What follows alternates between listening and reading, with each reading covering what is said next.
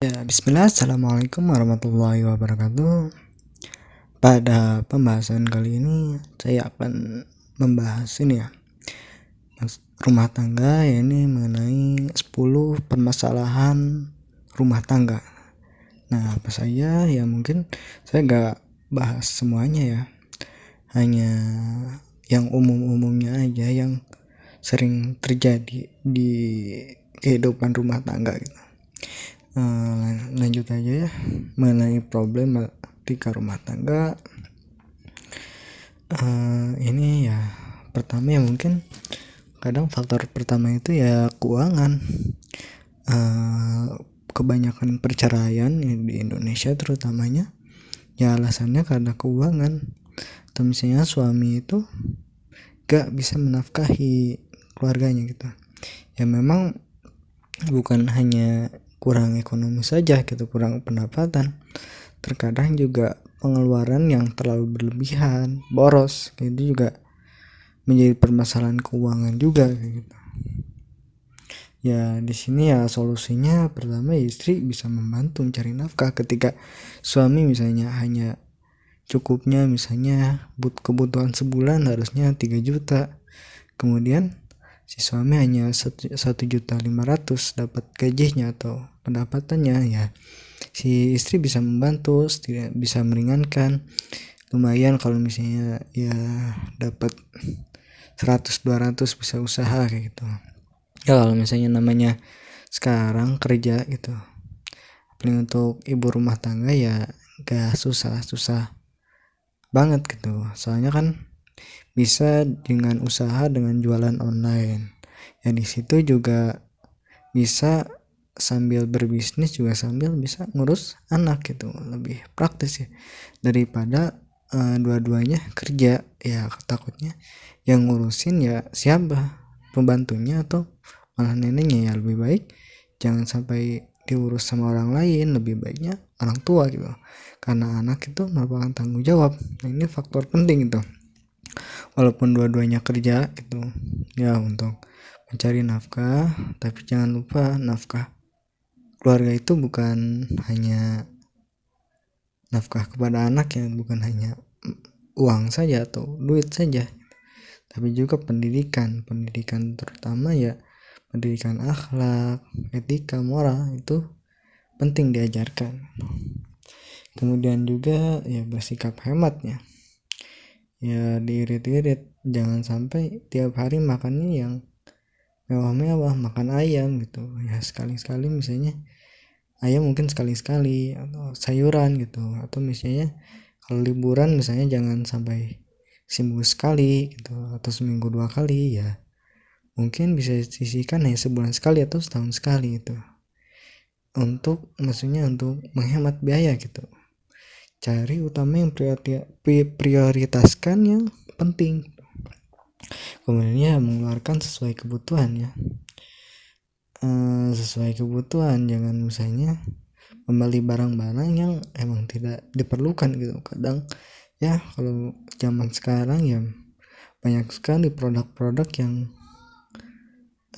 banyak gitu dipromosikan, sampai emang tertarik gitu, misalnya beli baju atau beli celana atau segalanya, padahal hal itu juga belum dibutuhkan gitu. Ada hal yang lebih penting daripada hal tersebut gitu.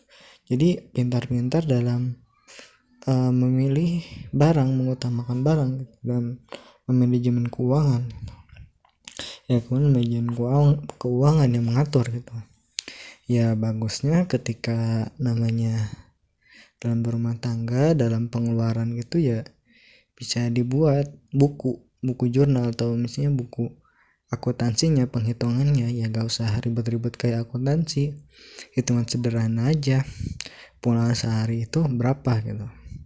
Nah itu juga kalau misalnya dicatat seperti itu, nanti habis misalnya bulan akhir itu bisa menjadi evaluasi lagi gitu. Nah ini penting manajemen keuangan ya, bagusnya dicatat setiap pengeluaran tuh, mana yang penting, mana yang tidak penting. Yang tidak penting ya jangan dulu, yang penting-penting dulu yang diutamakan.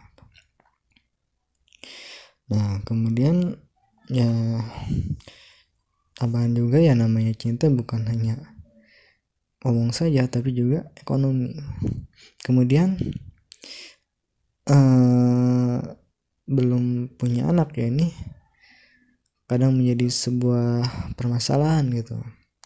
Udah nikah 5 tahun, 10 tahun, 20 tahun belum punya anak gitu. Ya sabar saja gitu. Nabi Ibrahim saja sampai 50 tahun lebih gitu belum punya anak, ketika umur 90 tahunan baru mendapatkan anak gitu. Ini ya sabar saja gitu. Ya solusinya itu yang mencari tahu penyebabnya. Kadang ya mungkin bisa jadi problemnya dari suaminya, mungkin ada permasalahan sperma atau misalnya spermanya kurang, itu bisa dikonsultasikan ya, jadi tahu penyebabnya. Yang kemudian ya konsultasikan ke dokter, ke ahlinya, apa sebabnya. Kalau misalnya ada sebabnya mungkin bisa diobati gitu. Masalah selingkuh ya, ini juga sering terjadi ya, masalah perselingkuhan gitu. Ya solusinya ya ini juga memang banyak sekali ya di rumah tangga sekarang, banyak di berita-berita baik TV maupun koran ya, banyak sekali ya namanya terjadi perselingkuhan itu. Yang pertama itu ya mencari alasannya gitu. Kenapa selingkuh, misalnya si suaminya kenapa selingkuh, apa sebabnya gitu. Ya mungkin sebabnya bisa jadi karena si istrinya tidak peduli gitu, cuek, atau misalnya jarang berdandan gitu, kurang menarik gitu. Ini menjadi sebabnya. Atau misalnya emang si pihak suaminya sendiri yang sifatnya seperti itu, dari dulunya seperti itu gitu, matanya jelalatan. Nah ini juga harus diselesaikan gitu.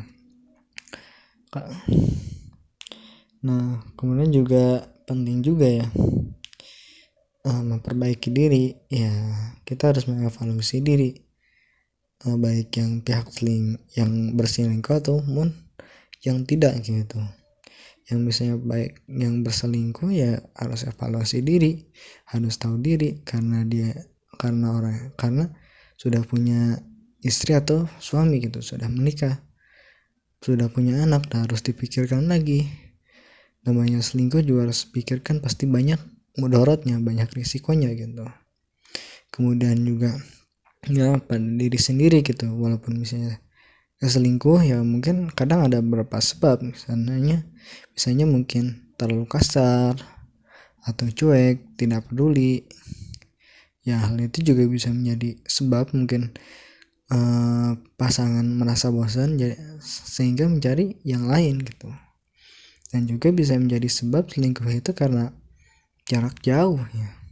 Itu menjadi permasalahan kalau misalnya pernikahan LDR, misalnya kerjanya dinas keluar kota. Nah ini kadang ketika dinas seperti itu menjadi sebab perselingkuhan gitu ya. Kemudian melibatkan pihak keluarga ketika emang benar-benar tidak bisa diselesaikan kedua belah pihak ya, jangan cepat-cepat untuk melakukan talak atau buat cerai ya libatkan dulu dari pihak ketiga, yaitu keluarga, baik pihak istri maupun suami gitu, mencari solusinya gitu. Atau misalnya susah gitu, kadang mungkin misalnya menjadi penengah dari pihak keluarga istri atau suami menjadi malah lebih cocok ya, cari yang ahli gitu ya, baik misalnya ke ulama, ke ustadz, atau misalnya konsultasi pernikahan yang ahlinya atau psikologisnya, itu bisa dikonsultasikan bagaimana permasalahannya, bagaimana menyelesaikan permasalahannya.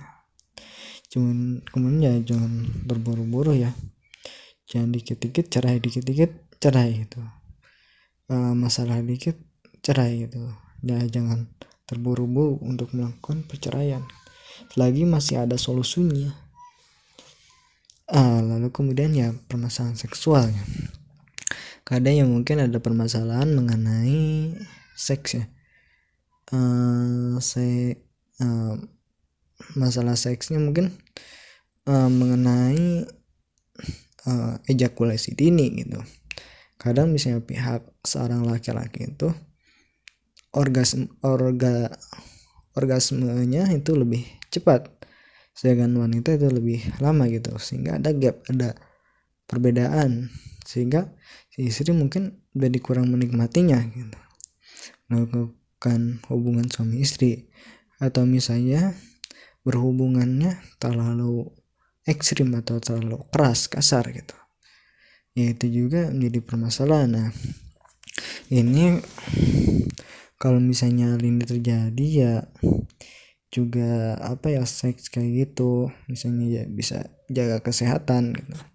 Masih menjaga kesehatan ya, kalau kurangin begadang, kurangin merokok, misalnya makan makanan yang tidak baik, ya itu juga berpengaruh terhadap hubungan gitu.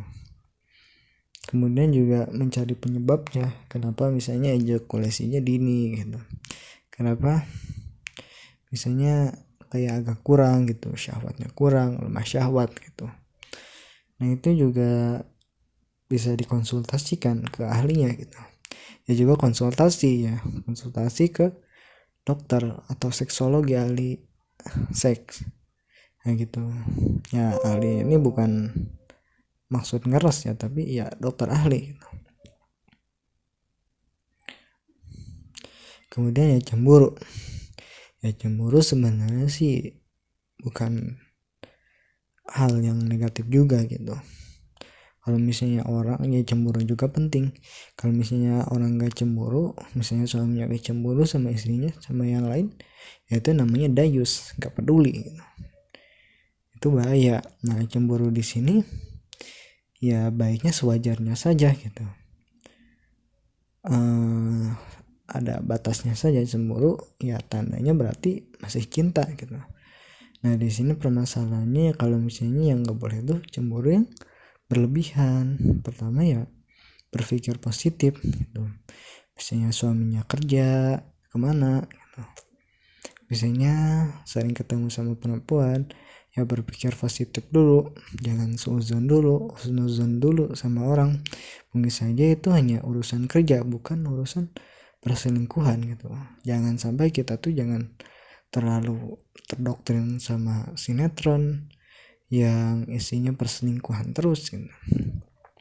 Kemudian ya percaya sama pasangan, saling menjaga amanah, saling percaya, selalu berkomitmen.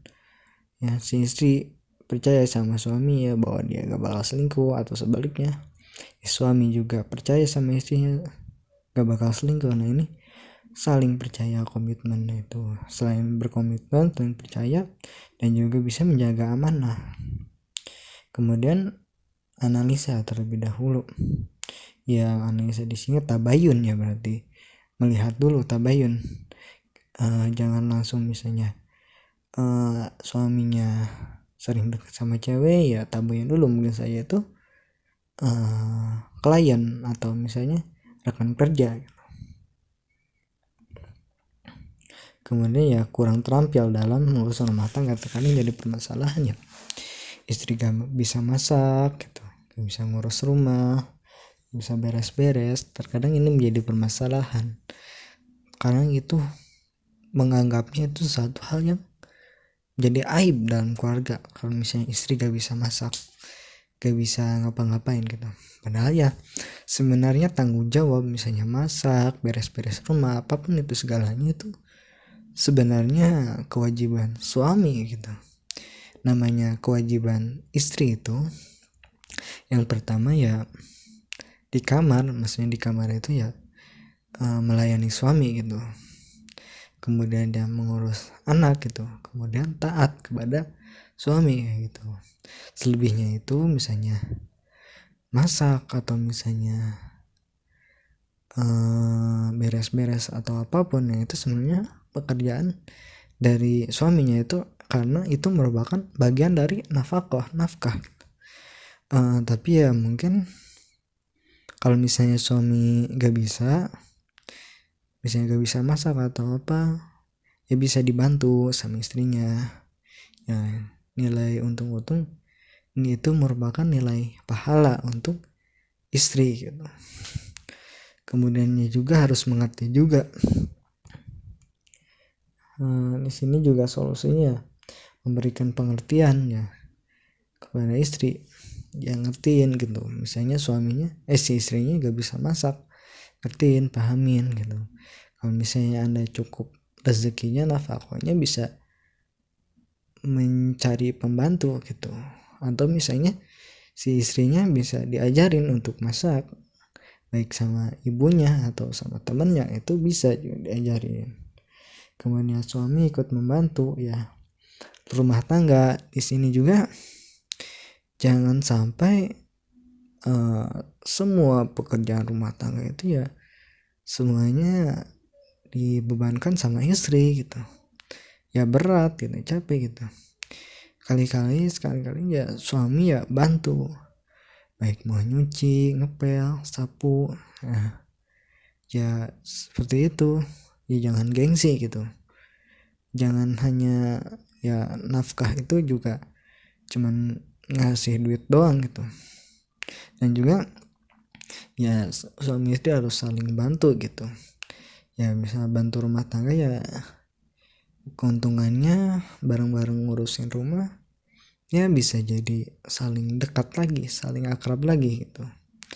Terus juga jangan merasa ini bagian kamu, saya bagian ini, jadi merasa bagi-bagi tugas gitu. Padahal ya tugas kewajiban rumah tangga ya harus bareng-bareng gitu. Ya memang ada kewajiban, memang ada hak kewajiban masing-masing suami istri gitu. Ya tapi itu bukan berarti berpikir kaku gitu, bukan mutlak gitu.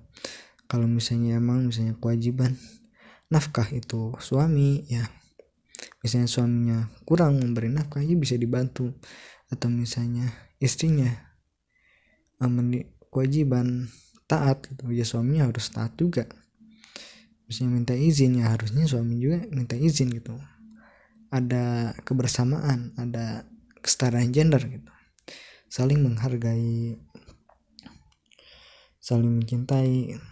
Nah itu ya insya Allah kalau misalnya Anda melakukan hal seperti itu, saling mengerti, saling memahami, saling kerja sama, saling membantu. Kalau misalnya susah, ya insya Allah kalau keluarga sibuk itu keluarga yang langgeng. Kemudian ya kadang mertua jadi suatu permasalahan ketika mertua ikut campur gitu, ikut permasalahan rumah tangga gitu. Padahal ya kadang emang agak risih gitu, baik ibu orang tua sendiri atau misalnya mertua sendiri sering dinasehatin, merasa salah, disalah-salahin.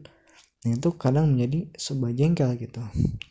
Pertama solusinya yaitu ya kalau Anda gak mau dinasehatin atau apapun, ngomelin atau ikut campur mertua atau orang tua gitu, itu bisa dilakukan ya Anda gak tinggal di rumah gitu, terkadang di rumah mertua atau misalnya orang tua.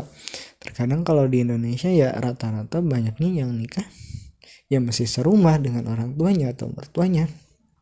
Nah lebih baik ya biar lebih dewasa ya tinggal gak tinggal sama mertua atau sama orang tua, bisa tinggal yang ngontrak. Ya lebih baik ngontrak gitu, bersifat mandiri gitu. Jangan udah nikah masih ngandelin orang tua.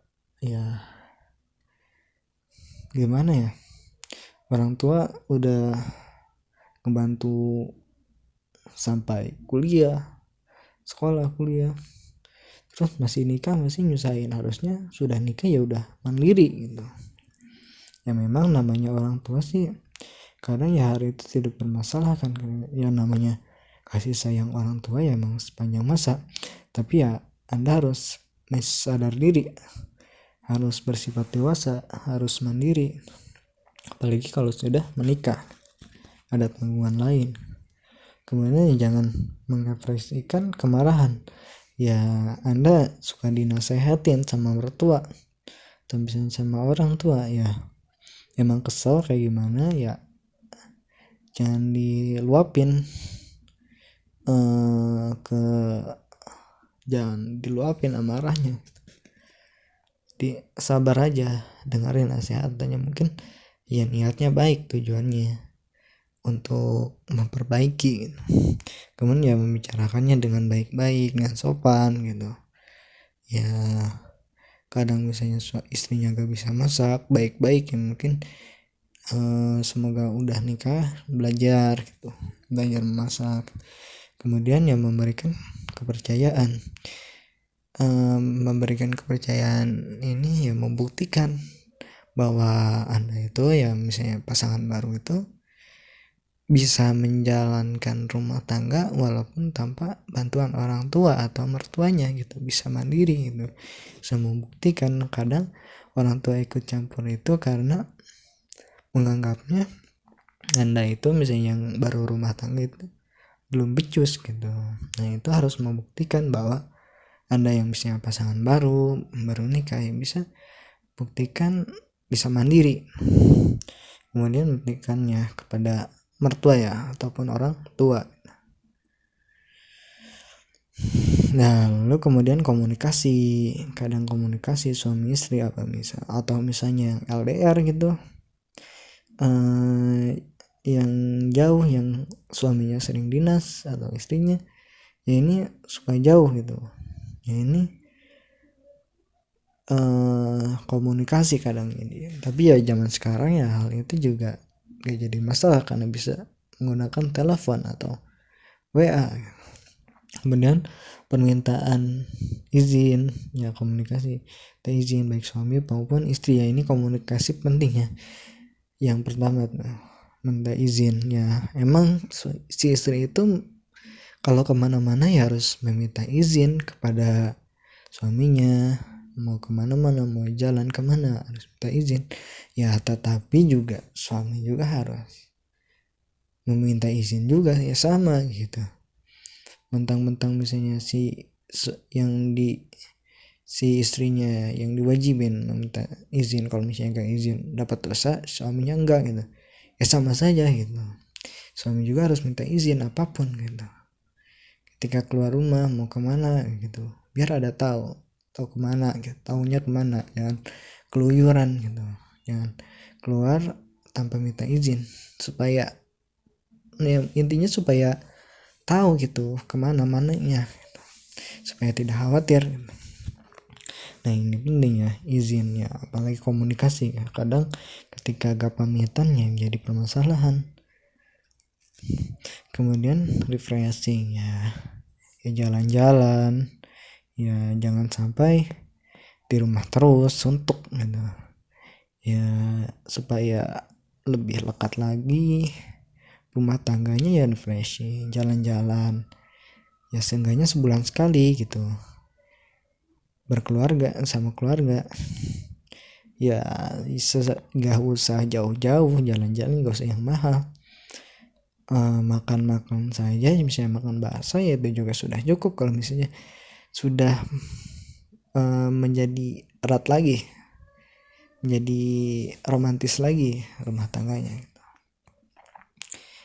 Kemudian ya sering makan bareng tadi, refreshing, makan bareng ya, jangan makan masing-masing ya.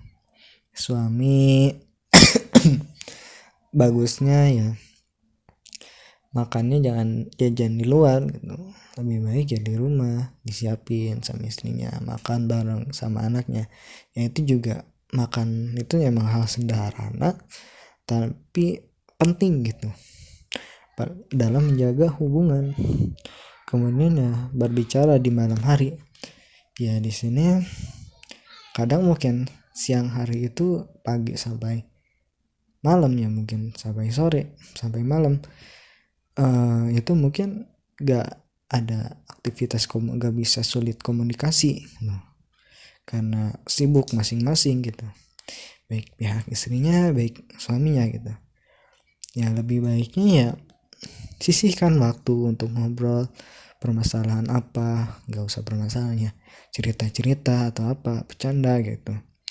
Ya di malam hari ya enaknya santai-santai, jangan sampai udah di kamar tuh langsung tidur gitu. Walaupun memang capek, setidaknya disisihkan untuk ngobrol suami istri, baik maupun misalnya masalah apa, mau membahas apa, ilmu atau apa, ya itu penting gitu. Sisihkan waktu untuk berkomunikasi. Nah itu kemudian ada perbedaan pendapat. Perbedaan pendapat ya disebabkan karena memang latar belakang yang berbeda gitu, atau pendidikan yang berbeda. Itu bisa menjadi permasalahan atau perbedaan gitu. Nah ini solusinya ini saling menghargai. Misalnya beda suku, ya kadang misalnya beda suku ya, suku budaya ya kadang menjadi perbedaan gitu. Ya ini ya saling menghargai solusinya gitu, saling toleransi gitu. Misalnya orang Sunda misalnya sama orang Batak memang suaranya keras, atau misalnya Sunda atau Jawa suaranya lembut-lembut gitu. Ya kadang emang Jawa ada yang juga keras ya, lembut-lembut, misalnya perlahan-lahan atau pelan suaranya ya Bataknya keras, ya ini saling menghargai saja gitu. Ya itu emang ciri khasnya masing-masing gitu, jangan menjadi sebuah permasalahan. Kemudian ya saling memahami, ya menghargai budaya tadi ya, menghargai latar belakang orang lain gitu. Ya kemudian ya saling memahami satu sama lain gitu, memahami karakter masing-masing. Yang namanya rumah tangga apalagi awalan ta'aruf, ya tujuannya ta'aruf ya saling saling mencocokkan diri gitu, saling melihat persamaannya, di mana persamaannya itu. Kemudian menikah juga kadang ya ta'aruf juga gak semuanya, kadang ya aib atau keburukan-keburukan kita itu ada ketika pas masa-masa setahun lebih gitu, atau misalnya setahun akhir gitu. Kadang ya sisi buruk baik suami istri pasti ada, ya itu saling memahami saja, namanya manusia pasti ada sisi buruknya. Kemudian ya saling menyesuaikan diri. Kalau misalnya si istrinya cerewet, ya adanya pendiam, diam saja, dengarkan saja gitu. Nah itu ya. Kemudian ya jangan membeda-bedakan, jangan menyamakan gitu. Misalnya menyamakan dengan orang tuanya, misalnya si ibunya misalnya bisa masak, kemudian nyamain si istrinya gak bisa masak. Nah ini harus disamakan dengan ibu yang bisa masak. Nah ini jangan sampai seperti itu ya, jangan disama-samakan. Misalnya apalagi orang tua sendiri, apalagi misalnya perempuan itu ya pasti gak seneng disama-samain, maksudnya gak seneng dibandingin sama orang lain gitu. Ya semua orang pasti punya karakter masing-masing, beda kepala ya beda karakter, beda orangnya pasti beda kepribadian gitu. Yang intinya ya perbedaan itu bukan jadi permasalahan, tapi itu perbedaan itu anugerah gitu.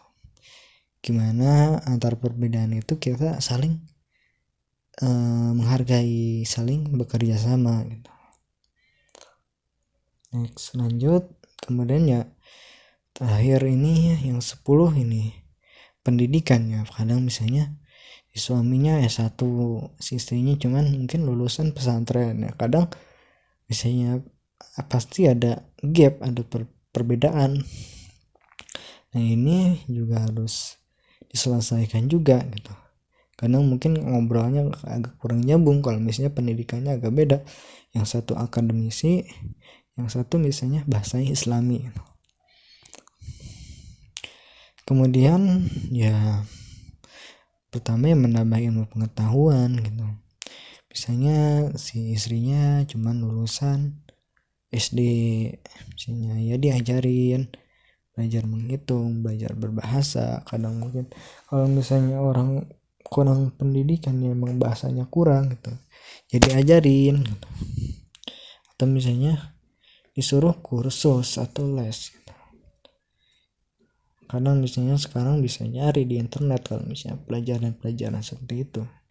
Kemudian mendidiknya dengan baik ya, suami itu harus mampu mendidik istrinya dengan baik, terutama untuk mengajari agama. Kemudian ya jangan merendahkan ketika misalnya pasangan kita salah satunya misalnya cuma lulusan SD atau SMA atau malah gak lulus, ya jangan direndahin gitu. Mungkin mereka gak lulus bukan karena bodoh, gak lulus ya bukan karena bodoh ya, bisa jadi karena hambatan ekonomi gitu. Tugas Anda misalnya Anda yang punya pendidikan tinggi ya harus dibantu gitu, harus diajarin gitu. Nah itu saja mungkin ya, waktunya udah terlalu cukup lama. Mohon maaf apabila emang ada kekurangan atau salah-salah kata. Wallahu muwaffiq ila aqwamit thoriq. Assalamualaikum warahmatullahi wabarakatuh.